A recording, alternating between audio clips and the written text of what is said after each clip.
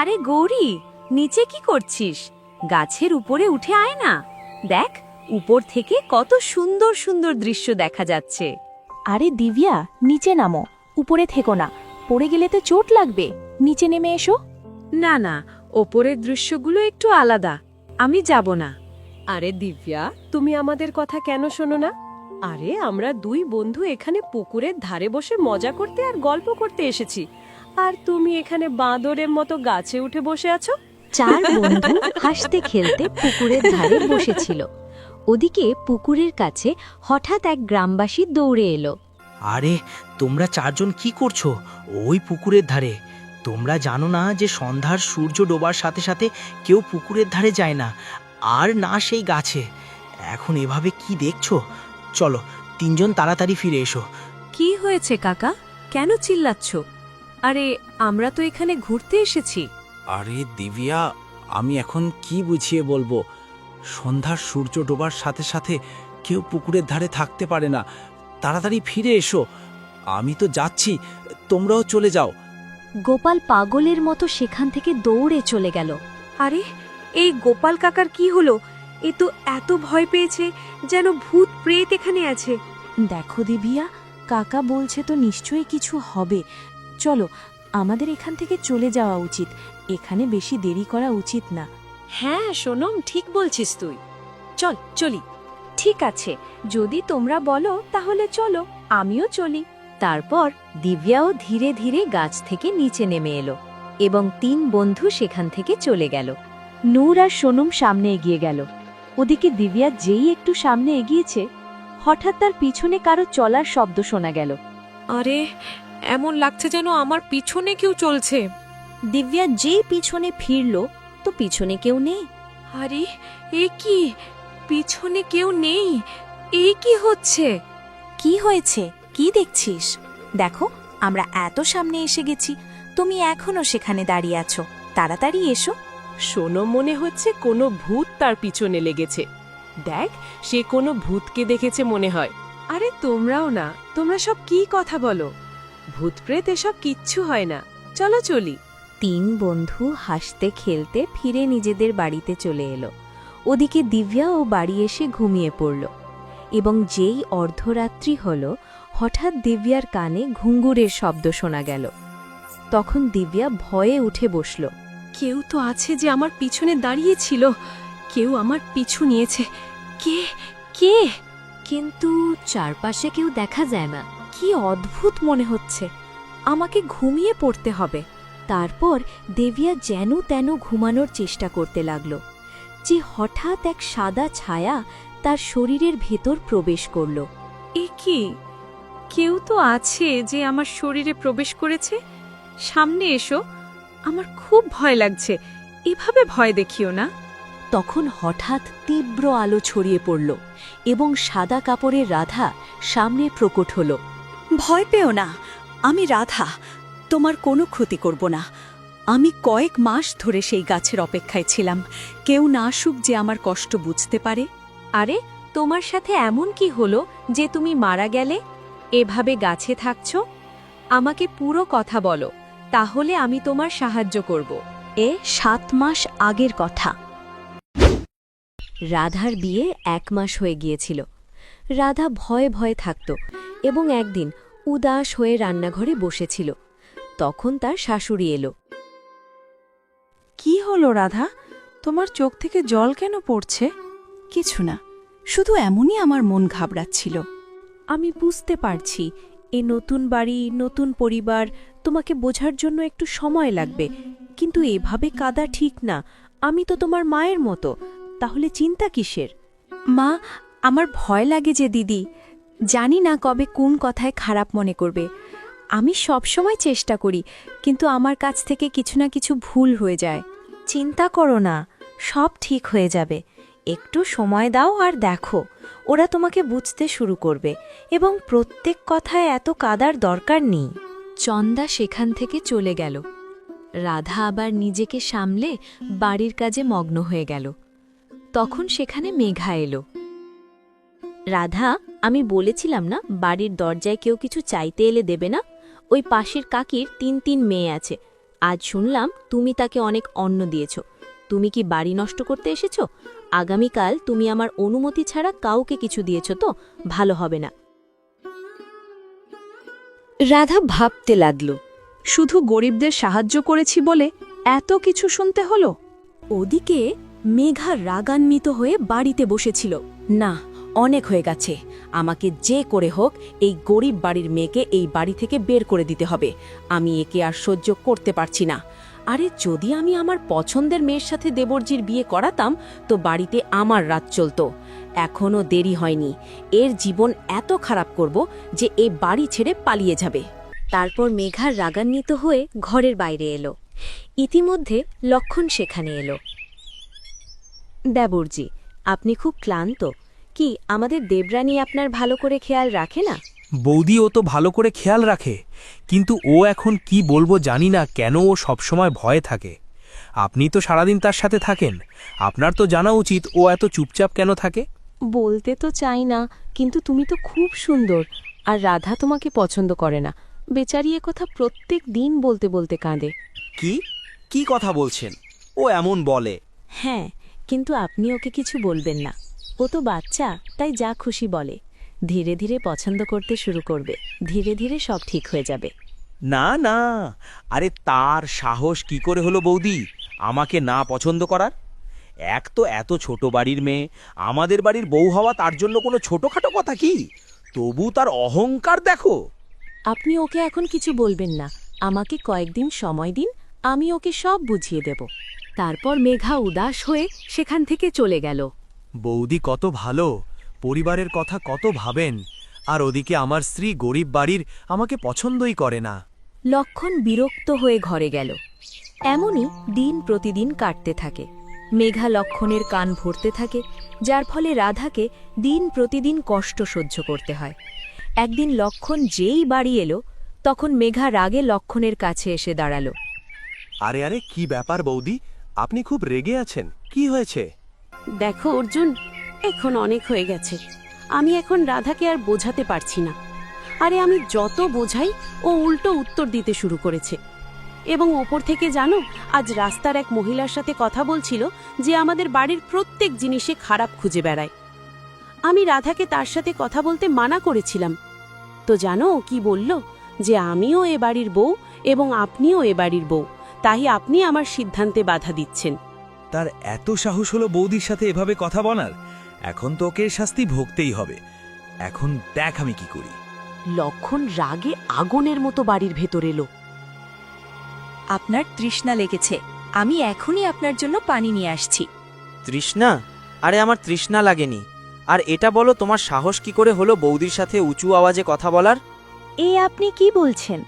আমি দিদির সাথে কোনো উঁচু আওয়াজে কথা বলিনি। মিথ্যে বলছো তুমি। দিদি যা বলে আমি তাই করি। হ্যাঁ, তাই তো করতে হবে। তোমাকে নিজের মন থেকে কাজ চালানোর দরকার নেই।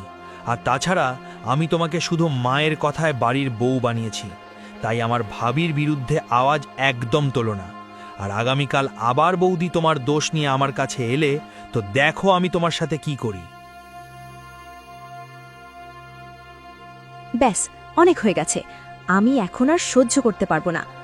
আজ তো দিদির কাছ থেকে জেনেই ছাড়বো যে ও আমার সাথে এমন কেন করছে। রাধা রাগান্বিত হয়ে মেঘার ঘরে গেল। দিদি, আমি তো কখনো আপনার স্বামীর কানে কিছু বলি না, তাহলে আপনি এমন কেন করেন? আমার স্বামীকে কেন সবসময় আমার বিরুদ্ধে উস্কানি দেন? দেখো রাধা, আমি তোমার স্বামীকে উস্কানি দিই না, তাই তুমি মুখ সামলে কথা বলো এবং আমার ঘর থেকে চলে যাও। আমি আজই গিয়ে প্রধানের কাছে নালিশ করব যে আপনি আমার স্বামীর বিরুদ্ধে কি বলেন। আমি এখন আর চুপ করে বসে থাকতে পারবো না। এক সাধারণ গরিব বাড়ির মেয়ে আমাকে চ্যালেঞ্জ দিচ্ছে? আরে আমি তো বড় বাড়ির মেয়ে, এবং তুমি আমাকে ধমকাচ্ছ? থামো, এক্ষুনি তোমার বুদ্ধি ঠিকঠাক করছি। বাস, অনেক হয়ে গেছে দিদি। আমাকে চর শুধু আমার স্বামী মারতে পারে, আমাকে মারার কোনো অধিকার নেই তোমার। তখন সামনে থেকে লক্ষণ আসছিল এবং মেঘার নজর পড়ে গেল। চলো, এখন দেখো তোমাকে আমি কি শাস্তি দিই। মেঘা তাড়াতাড়ি রাধার হাত ধরে তার গালের দিকে টেনে নিল। এ তুমি কি করলে? তোমার ভুল হয়ে গিয়েছিল, সেই জন্য আমি তোমাকে বুঝিয়েছিলাম, কিন্তু তুমি আমাকে চর কেন মারলে? এ কি বলছেন দিদি? আমি আপনাকে চর কোথায় মারলাম? আরে আরে কি হয়েছে বৌদি? আপনি কেন কাঁদছেন? কি ব্যাপার? আমি তো শুধু ওকে বোঝাচ্ছিলাম যে বাড়ির বাইরে এভাবে বউদের দাঁড়ানো ঠিক না, স্বামীর কথা অন্যদের সাথে বলা ঠিক না, এবং শুধু এতটুকু কথার জন্য এই আমাকে চর মেরেছে। আপনি তো নিজের চোখেই দেখেছেন না? হ্যাঁ হ্যাঁ, আমি নিজ চোখে দেখেছি।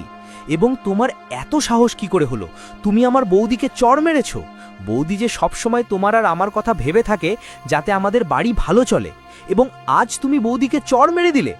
না, দিদি মিথ্যা বলছেন। আমি দিদিকে চর মারিনি। দেখো, আমি কখনো মিথ্যে বলিনি লক্ষ্য। আমার ভাবি কখনো মিথ্যে বলে না। তুমি মিথ্যে বলো। তুমি এক তো ভুল করো, উপর থেকে মিথ্যে বলো। এখন দেখো তোমাকে কি শাস্তি দিই বৌদির ওপর হাত তোলার। লক্ষণ রাধাকে একটা ঘরে বন্দি করে দেয়। আজকের পর তুমি এ ঘর থেকে বাইরে বেরোবে না, যতক্ষণ না তুমি বৌদির সাথে ঠিকমতো কথা বলতে শিখবে। তোমাকে এখন থেকে 3 দিন খাবার পানি কিচ্ছু পাবে না। না, আমার কথায় বিশ্বাস করুন, আমি কিছু খারাপ করিনি। রাধা চিৎকার করতে থাকে, কিন্তু লক্ষণ দরজা বন্ধ করে সেখান থেকে চলে গেল। অর্ধরাত্রি হতেই মেঘা উঠল। চলো, এটাই সুযোগ। আমাকে আমার পরবর্তী চাল চলতে হবে। মেঘা একটা জলের গ্লাসে বিষ মিশিয়ে চুপি চুপি রাধার ঘরে রেখে দিয়ে হাসতে হাসতে সেখান থেকে চলে গেল। পরের সকালে রাধার খুব তৃষ্ণা লাগল। কেউ আছে? আমাকে পানি দিন, আমার খুব তৃষ্ণা লেগেছে। পানি পাবে না তুমি। তুমি কি ভেবেছিলে যে আমার বৌদিকে চর মেরে আরাম করে থাকবে? তৃষ্ণায় মরবে তুমি, তৃষ্ণায় মরবে।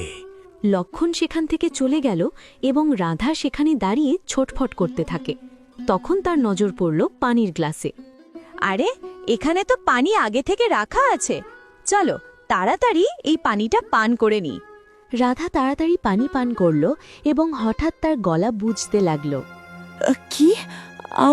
আমার গলা কেন জ্বলে যাচ্ছে? রাধা ছটপট করে এবং কিছুক্ষণের মধ্যে সে তার শেষ নিঃশ্বাস নিল। তারপর সন্ধ্যায় যেই লক্ষণ ঘরে এলো, রাধাকে মৃত অবস্থায় পেল। আরে এ কি? মনে হচ্ছে বিষ খেয়েছে।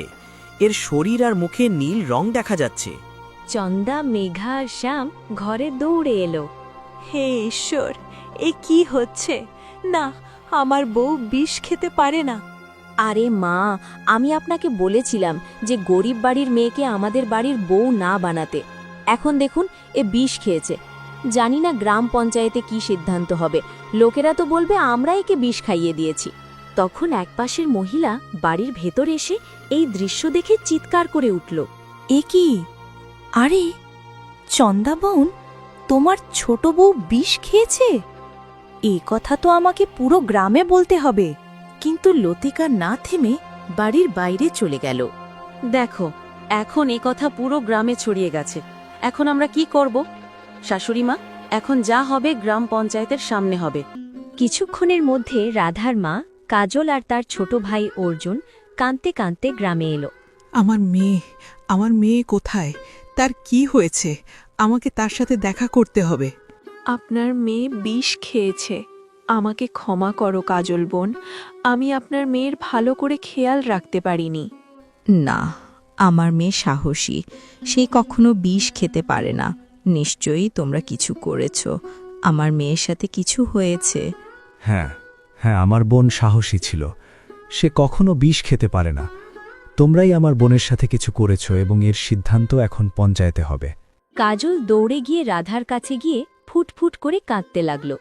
ওদিকে মেঘা শ্যামকে ঘরে ডেকে নিয়ে এলো। আরে আরে, কি হয়েছে? বাইরে এত বড় তামাশা চলছে এবং তুমি আমাকে ঘরের ভেতর নিয়ে যাচ্ছ? দেখো, ও আত্মহত্যা করেছে, এবং তাছাড়া আমি কালকোঠরিতে যেতে চাই না। আপনি জানেন রাজা কত কঠিন। আপনি অর্জুনকে সাইডে নিয়ে তাকে ধন দিন, যাতে সে তার মাকে বুঝিয়ে এখান থেকে নিয়ে চলে যায় এবং আমরা বেঁচে যাই। হ্যাঁ, তুমি একদম ঠিক বলছো। তুমি থামো, আমি এক্ষুনি আসছি। শ্যাম বাইরে এলো এবং অর্জুনকে ইশারা করল। অর্জুন শ্যামের কাছে এলো। আরে কি হয়েছে? আপনারা আমাকে এখানে কেন ডাকছেন? কি ব্যাপার? এই নাও, এতে তুমি তোমার জীবন আরাম করে কাটাতে পারবে। একটু খুলে দেখো তো, এত ধন একসাথে কখনো দেখনি তুমি, বুঝলে? এখন আমার কথা কান খুলে শোনো। তোমার বোনের আত্মহত্যার কথা এখানেই শেষ করো। হ্যাঁ, বাপরে বাপ, এত ধন তো আমি কখনো দেখিনি। সত্যি, এ তো অনেক টাকা। তাহলে গিয়ে তোমার মাকে বোঝাও এবং এখন এ কথা এখানেই শেষ করো এবং তোমার বোনের শেষকৃত্য করো। যা হাতে এসেছে সেটাও হয়তো চলে যাবে। হ্যাঁ, ঠিক আছে, ঠিক আছে, আমি রাজি। এত ধনের জন্য তো আমি যে কোনো কাজ করতে রাজি। অর্জুন সেখান থেকে তার মা কাজলের কাছে এলো। অর্জুন, এখন তো এর সিদ্ধান্ত পঞ্চায়েতে হবে। কিছুক্ষণের মধ্যে পঞ্চায়েত সভা বসল। হ্যাঁ, বলো ভাই, কি হয়েছে? প্রধান, আমার মেয়ের শ্বশুরবাড়ির লোকেরা মিলে আমার মেয়ের প্রাণ নিয়েছে। আমার মেয়ে এত কাপুরুষ ছিল না যে বিষ খেতে পারে। না প্রধানমশাই, আমরা ওকে বিষ খাইয়ে দেইনি। ও খুব রাগী ছিল। আমরা যা বলি ও উল্টো উত্তর দিত, এই কারণে ও বিষ খেয়েছে। আপনারা মিথ্যা বলছেন। দেখো মা, আমি তো শুধু সঠিকের পক্ষ নিচ্ছি। এতে দোষ আমাদের দিদিরই। ও খুব রাগী ছিল এবং কারো কথা মানত না, এজন্য ও আত্মহত্যা করেছে। এ তুমি কি বলছো? অর্জুন আমাদের মেয়ে কখনো খারাপ করেনি, এবং তুমি তোমার বোনের পক্ষ নেয়ার বদলে এদের পক্ষ নিচ্ছ। হ্যাঁ মা, চলো এখন দিদির শেষকৃত্য করে ফেলি। সঠিক মানুষ সে যে সঠিককে সঠিক এবং ভুলকে ভুল বলে, এ ভেবে না দেখে কে তার নিজের এবং কে পর। হ্যাঁ, তাহলে ঠিক আছে, তোমার মেয়ের শেষকৃত্য করো। তাদের শ্বশুরবাড়ির এতে কোনো দোষ নেই। না, এমন হতে পারে না। আমার মেয়ের সাথে অন্যায় হয়েছে। আরে, যখন তোমার ছেলেই তোমার সাথে নেই, তো আমরা কি করতে পারি? তোমার ছেলে সত্যি বলছে, তার কথা মানা হবে। তুমি কি রকম ভাই? পুরো গ্রাম আর সমাজের সামনে তোমার বোনের ইজ্জত তুমি ছিন্ন ভিন্ন করে দিলে। ও তোমাকে কত লালন পালন করেছে, কখনো কি এটা ভাবনি? সব ভুলে গেছো। তারপর অর্জুন তার মায়ের কথা না শুনে রাধার শরীর তুলে পুকুরের ধারে তার শেষকৃত্য করে দিল। দিদি, ক্ষমা করো। আমাকে এই মিথ্যা বলের জন্য এত ধন মিলেছে। এতে আমার জীবন আরাম করে কাটবে। আমি ক্লান্ত হয়ে গিয়েছিলাম। দিনভর পরিশ্রম করে এক সিক্কা আয় করতে অনেক জীবন লাগত। আরে, তোমার সাথে তো খুব অন্যায় হয়েছে। আমি তোমার সাথে থাকব এবং ওদের সাজা দেব, কারণ তোমার ন্যায় পাওয়া উচিত। আমি সেই মুহূর্তের জন্য খুব ব্যাকুলভাবে অপেক্ষা করব, যখন ওদের সাজা মিলবে এবং আমার মাকে তৃপ্তি মিলবে। মা এখন পাগলের মতো হয়ে গেছে। চলো, আমি ভোর হতেই ওদের কাছে যাব এবং তাদের সাজা দিব। তারপর ভোরের প্রথম রশ্মি বের হতেই দিব্যা সেখান থেকে বেরিয়ে গেল এবং মেঘার কাছে পৌঁছল। আরে, তুমি কে? আগে তো আমি তোমাকে কখনো দেখিনি। আমি তোমার সব সত্য জানি। তুমি রাধার সাথে কি করেছ? তোমার মুখ খোলো এবং সত্য স্বীকার করো, নইলে তোমাকে এর দাম চুকাতে হবে। আরে তুমি কে যে আমাকে ধমকাতে এসেছ? আমি সেই জিনিস যা আজ পর্যন্ত হার মানেনি। কোনো কথা না, এখন মানবে। তাছাড়া তুমি রাধাকে বিষ দিয়ে মেরেছিলে না? অনেক কিছু জানো তো? তাহলে তোমাকে একটা কথা বলি, তুমি আমার কিচ্ছু করতে পারবে না। আরে আরে, এই কোনো পাগল মেয়ে যে আমার বাড়িতে ঢুকে পড়েছে। তখন তীব্র আলো ছড়ালো এবং দিব্যার শরীর থেকে রাধা বের হলো, যাকে দেখে মেঘা আর শ্যাম দুজন কাঁপতে লাগলো। তোমরা আমার সাথে যা করেছ, এখন আমি তোমাদের সাথে নিয়ে যাব এবং তোমাদের শাস্তি দিব। এ কি? এই তো রাধার আত্মা। না না, আমি মরতে চাই না। দেখো দেখো, আমরা রাজি শাস্তি ভোগ করার জন্য, কিন্তু আমাকে মারো না। তারপর রাধার আত্মা তীব্র আলোর সাথে দিব্যার শরীরে প্রবেশ করল। এখন বলো, তোমরা তোমাদের দোষ কবে মানবে? মহারাজের সামনে কবে যাবে? তখন চন্দা আর লক্ষণ সেখানে পৌঁছল। এসো ভাই, তোমরা দুজনও এবং চারজনও আমার সাথে রাজমহল চলো, নইলে দেখো আমি কি করি। আরে, আমরা এই মেয়ের কাছে কেন ভয় পাব? আমরা কেন রাজমহলে যাব? না, আমরা রাজমহলে যাব না। চলো দেবরজি, বাকি কথা সেখানে করব। চারজন ভয় সহসে রাজমহলে পৌঁছল। আরে কি হয়েছে? কি ব্যাপার? আজ তোমরা সব একসাথে কেন এলে? কোনো সমস্যা আছে কি? দিব্যা কাঁদতে কাঁদতে সব কথা বলল, যা শুনে সবার হুঁশ উড়ে গেল। কি? না না, এমন হতে পারে না। ও আত্মহত্যা করেছিল। না শোনো, আমি সত্যি বলছি, আমি পানির গ্লাসে বিষ ঢাললাম এবং ও বিষটা পান করল। বরং আমি ওকে অনেক বিরক্তি করেছি, তোমাকে মিষ্টি মিষ্টি কথায় ফাঁসিয়ে ওকে মরতে বাধ্য করেছি। ও তো আপনাকে খুব ভালোবাসত। আমাকে ক্ষমা করে দিন, আমার ভুল হয়ে গেছে। আমার ধারণা ছিল তোমরা আমার ছোট বৌমার সাথে কিছু করেছো, এবং দেখো আজ তার মৃত্যুর দায় তোমাদের। এত বড় ষড়যন্ত্র তোমরা সবাই এক নির্দোষের সাথে করেছো। আমার তো এই ষড়যন্ত্র শুনে লজ্জা লাগছে। তোমরা সবাই রাধার সাথে খুব খারাপ করেছ। ক্ষমা করে দিন মহারাজ, আমাদের সবার ভুল হয়ে গেছে, আমাদের এমন করা হয়নি। শ্যাম আর মেঘা, তোমাদের আজীবন কালকোঠরির সাজা দেওয়া হলো। এখন থেকে তোমরা শুধু তোমাদের কুকর্মের অনুতাপ করবে, বরং সমাজের সামনে উদাহরণ হবে। লক্ষণ: স্বামী স্ত্রীর পবিত্র সম্পর্ক হয়। তোমাকে তোমার স্ত্রীর ওপর খেয়াল রাখতে হবে, তার কষ্ট বুঝতে হবে। কিন্তু তুমি তোমার বৌদির পক্ষ বেশি নিয়েছ এবং তোমার স্ত্রীকে ছেড়ে দিয়েছ। এজন্য তোমাকে কালকোঠরিতে বন্দী করা হলো, যেখানে না রোদ পাবে না আরাম, এবং শুধু প্রত্যেক দুদিনে একবার খাবার পাবে। চন্দা, তুমি মা, আরে তোমাকে তোমার সন্তান আর পরিবারের দুঃখ বুঝতে হবে। কিন্তু তুমি দোষ দেখেও চুপ ছিলে, এজন্য তোমাকে 10 বছরের সাজা মিলল। এবং এ বার্তা সব শাশুড়িদের জন্য হবে যে যদি ছেলে বা বৌমাদের সাথে অন্যায় হয় তো আওয়াজ তোলাই উচিত। মহারাজ, আমি এ সাজা খুশি মনে স্বীকার করছি।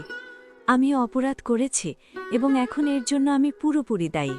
হ্যাঁ, আমাদের রাজ্যে এত বড় অন্যায় হয়েছে এবং আমাদের এখনো জানাও যায়নি, এ আমাদেরই ভুলের ফল।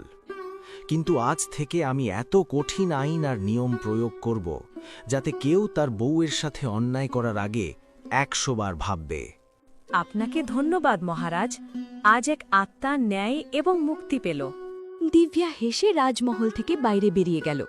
তখন রাধার আত্মা দিব্যার শরীর থেকে ধীরে ধীরে বেরিয়ে গেল। আমি খুব খুশি, তুমি আমাকে ন্যায় দিয়েছ। এখন আমি শান্তিতে এই পৃথিবী ছেড়ে যেতে পারি। আমার ইচ্ছা পূর্ণ হয়েছে। দিব্যা, শুধু আমার মা পর্যন্ত এই সত্যি পৌঁছে দিও, যাতে সেও এখন নিশ্চিন্তে জীবনযাপন করতে পারে। আমি তোমার মা পর্যন্ত এই খবর নিশ্চয়ই পৌঁছে দিব। রাধার আত্মা ধীরে ধীরে উজ্জ্বল আলোর সাথে সেখান থেকে অদৃশ্য হয়ে গেল। দিব্যা একটু সামনে এগোলো। সে দেখল যে কাজল গাছের নিচে টল টল করে চলছে। দিব্যা সামনে এসে তাকে সাহায্য করল। মা, আপনি কিছু দেখতে পাননি? কি বলবো, কয়েকদিন আগে মেয়ে চলে গেল, তখন থেকে চোখ দিয়ে এত জল পড়ে যে চোখের আলো শেষ হয়ে গেছে। এখন কিচ্ছু দেখা যায় না। যারা মেয়ের সাথে এসব করেছে, নিজের শত্রুদেরও নিজ চোখে দেখা এত সহজ নয় মা। তোমার মেয়ে এখন মুক্তি পেয়েছে এবং তাকে ন্যায় মিলেছে। এ তুমি কি বলছো? তুমি আমার মেয়েকে কি করে জানলে? দিব্যা ধীরে ধীরে কাজলকে সবকিছু বিস্তারিত বোঝালো। সত্যি আমার মেয়ে এখন মুক্তি পেয়েছে, আমি খুব খুশি। আমি জানি না তুমি কে, কিন্তু ঈশ্বর তোমার কল্যাণ হোক মা। কাজল ধীরে ধীরে কাঁদতে কাঁদতে সেখান থেকে চলে গেল। দিব্যা হাসল, হালকা শান্তির নিঃশ্বাস নিল। এক অদ্ভুত শান্তি তার রুহে নেমে এসেছিল।